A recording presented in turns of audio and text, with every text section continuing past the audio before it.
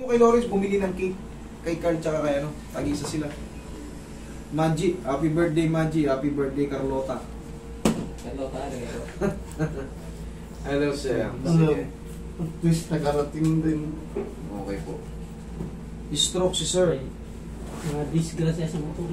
Oo. Tapos, akala ko, Tapos na is. nagpaano lang ako, nagpa-x-ray ako kasi para ano, Patingin nga yung files niya sir. para malaman mo.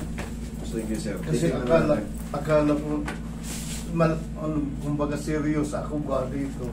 Sa kamay ko, tsaka yung paa ko. Actually sir, hindi serious tong ano, sa fracture and dislocation, wala. Part ng ano po siya, part na ng ano. Ano ba nauna, disgrasya o stroke? Disgrasya. Kailan disgrasya yun. Kasi nakabangga siya. Nag-disgrasya ako pagkatapos na-stroke ako kaagad sa pagka-disgrasya. Nagsabay na halos. Kasi nakabangga ako ng aso. Pero hindi ka pa hindi ka pa na-stroke noon. Oo, hindi. Kailan ka ba nadali? Nung na-stroke ako nung August. Pero ang ano ko, kasi yung natumba kasi ako, kaya ang paniwala ko may dislocate or maaaring buto. Paniwala ko kasi natumba ako. Pero hindi naman tumba lang, parang tumbang lasing ba? Ganun. Simple, hindi ako makahawak kasi isang kamay lang. Hip metatarsal. Dito sa ano nyo, ito ang may suspicious fracture, yung hip metatarsals nyo. Kasi pag naglakad ako, pag hindi pantay, tagilid, medyo masakit. So, ilalayo ko muna siya para nakalapat. Kumbaga tabay niya Yung sa pinakadulo. Ito. Ayan, may crack po. Pero kitang-kita naman kasi, Pero nakalagay rito, suspicious. Uncle Martis is not profiled or fulfilled. Image of the AP view. Cortical irregularity with an adjacent small dense fragments at the distal aspect of the hip metatarsal. Suspicious for a chip fracture. The rest of visible cortical outlines joint intact. Dito naman sa tuhod. No discrete fracture. Okay, sa acromion. Acromion clavicular sa shoulder yan.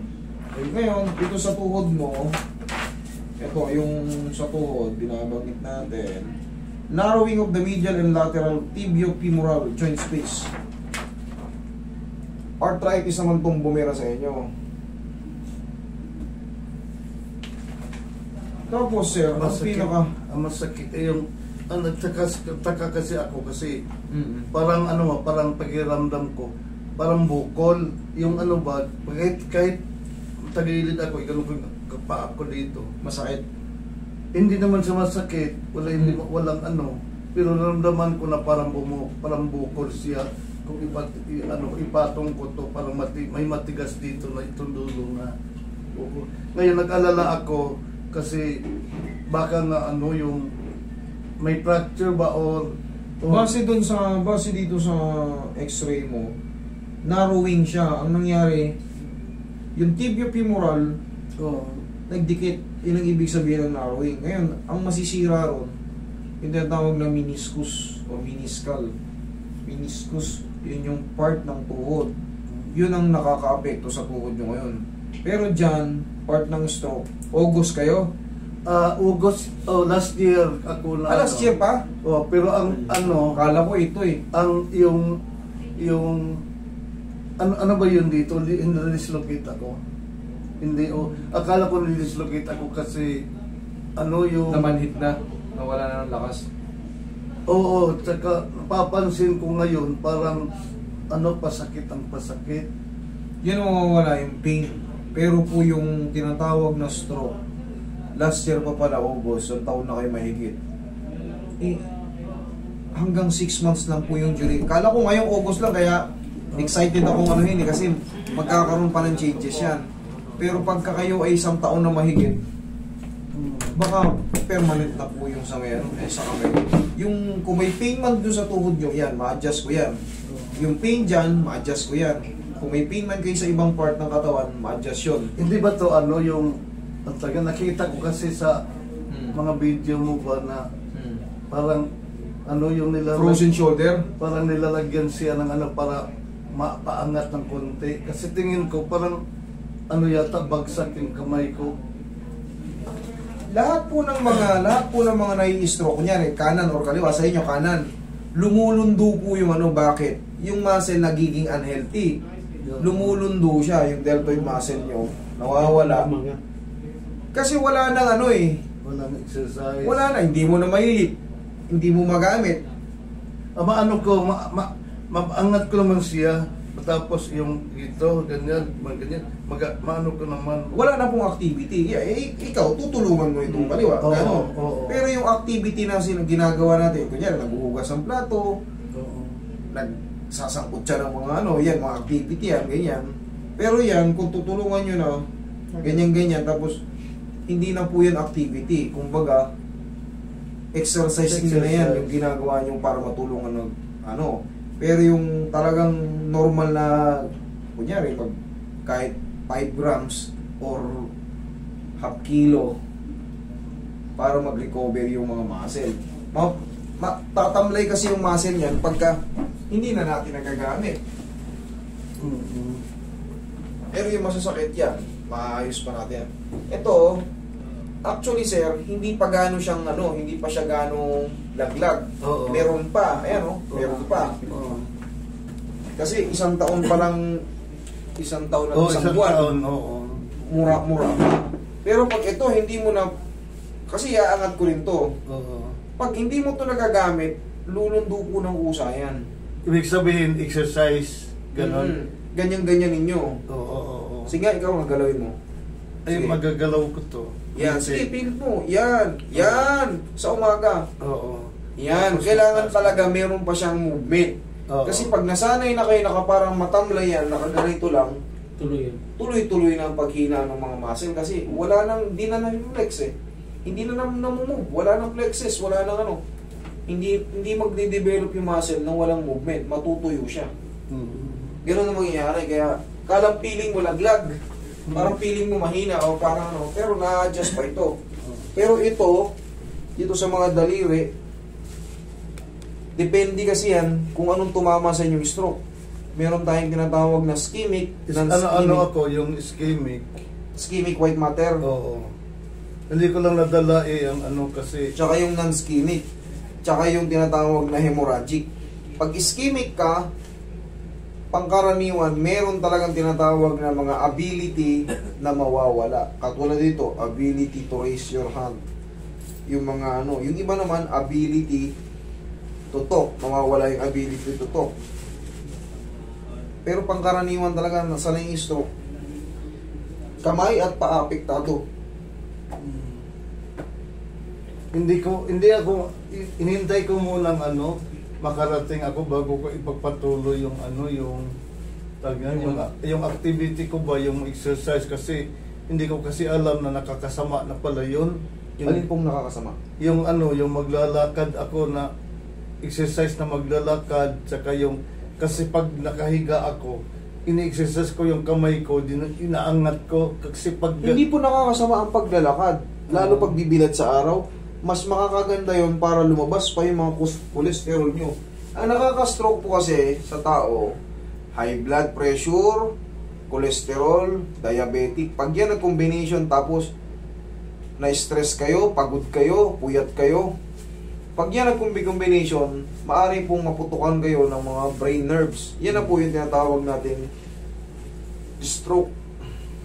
Ngayon, siyempre, pag pumutok na yung brain nerves natin, meron nga yung abilidad na mawawala. Kagaya yan, pangkaraniwan,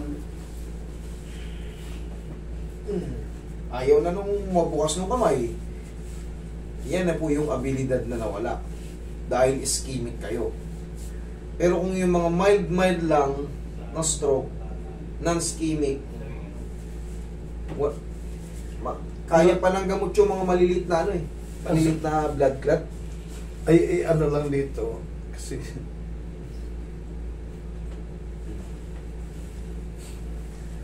ano to eh, yung bali. Alin ang bali? Yung dito ko. Pero matagal na. Hindi ko naman po yung tatamaan. Oo, Hindi yun. tatamaan dito. Hindi- Para sa ano to, oo. dito to. Oo, sige. Yan o, naka-hold yan ng ganyan. Hindi yung tatamaan. Yung... Oh, nasaktan ba kayo? Hindi. Oo, tama yun. Ganun lang adjustment. Ayun, nakita ko nga sa video eh. Hmm. Kaya dito ako pumunta. Hindi yan masasaktan kasi isushoot lang natin yung tamang posisyon niya. Ihaya kayo, sir. Sige. Umaran ko muna.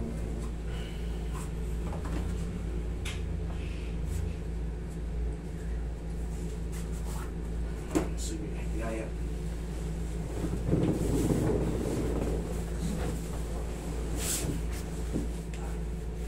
Tusok mo nga kung pakakay.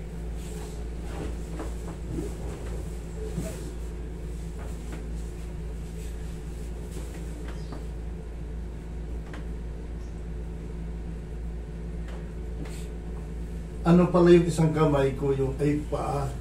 Para napansin ko ba na sumasakit pati yung likod ko, parang sa pag ano ko yata yung aktibidad ba na yung gigising ako kasi gaganon ko yung paa ko, dito ako kumukuha ng lakas kasi hindi ako makatayo. Sige po. Nangawit na rin. Oo, yun. Sige, relax na. Huwag mo lalabanan na. Huwag mo labanan. Yan. Sa kabila.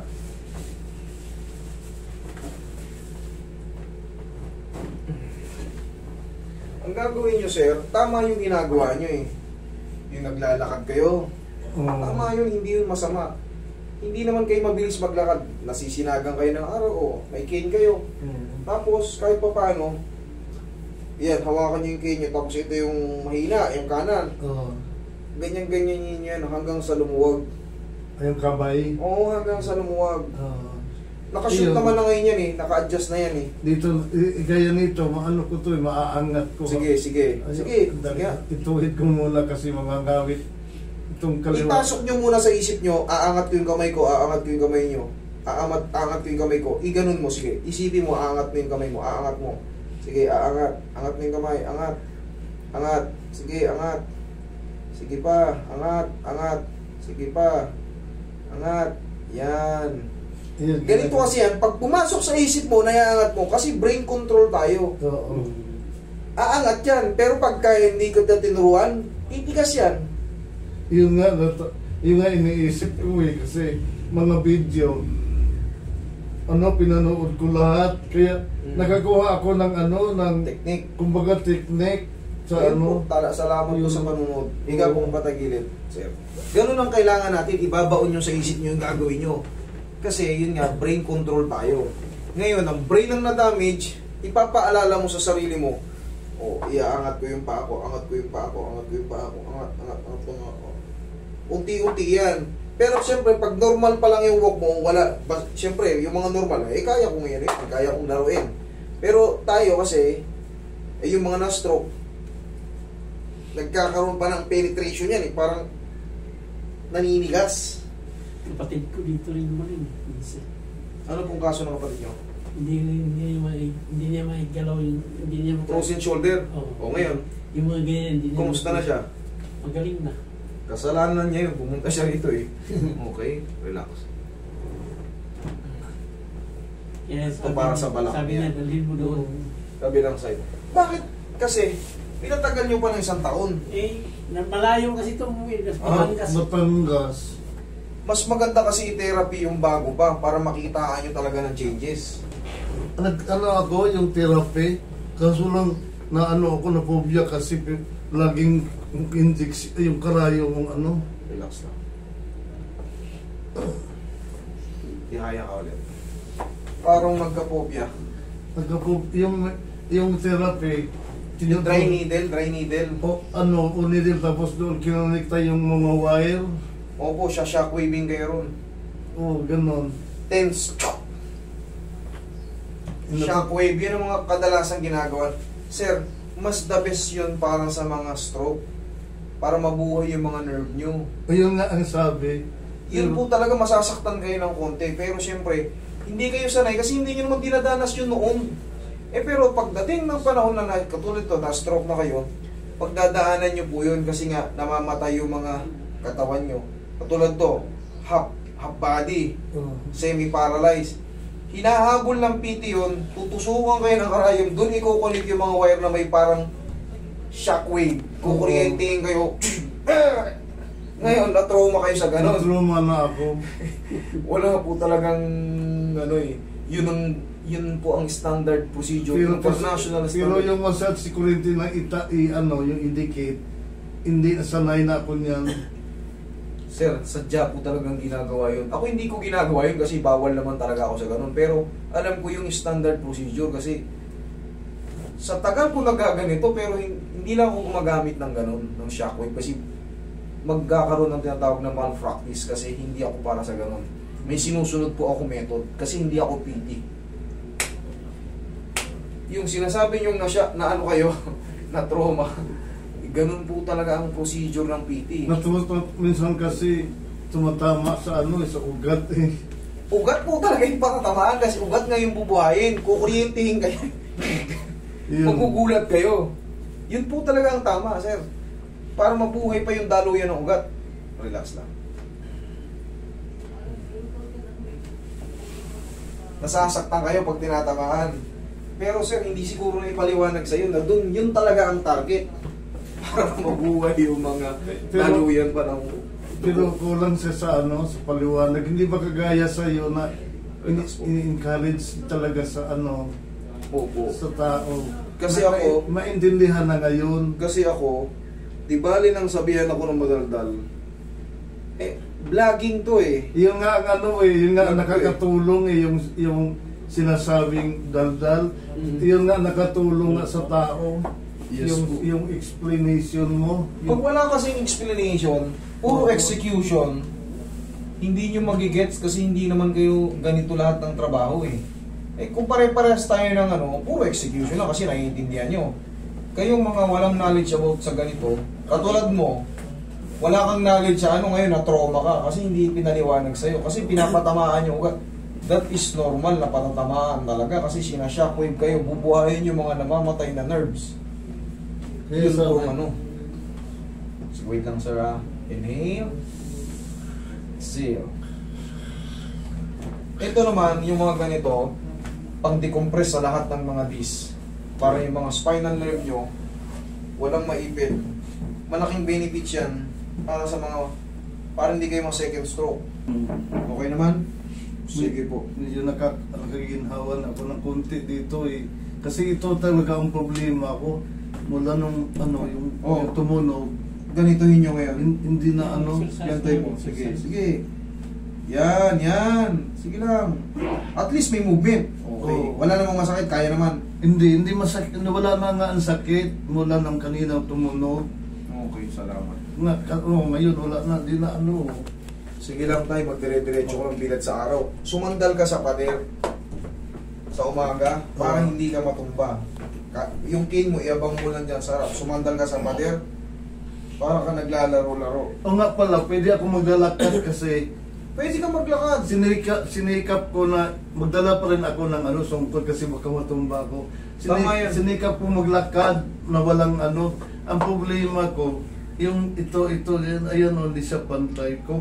Kung di ba ganyan ang paa ko, ayun sa tagilid. Nakapektus. Oo. Kung magkamali ako ng apak, ang sakit, kaya ilalapat ko muna, ilalayap ko para siya lalapat. I-try nyo ngayon kasi hinatak ko eh. Try nyo. Sige, shoot mo muna. I-shoot mo lang ako, lang. Shoot mo nga. Sige. Okay, hawakan mo itong cane mo. Hawakan yung cane. Sige, tayo.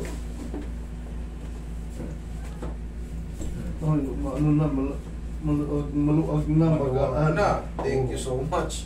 Okay, sir. Sige, sir. Pansamantala, yan po yung natin, ha? Oo, sige. Marami pong salamat. Salamat po. Palakas kayo. Salamat.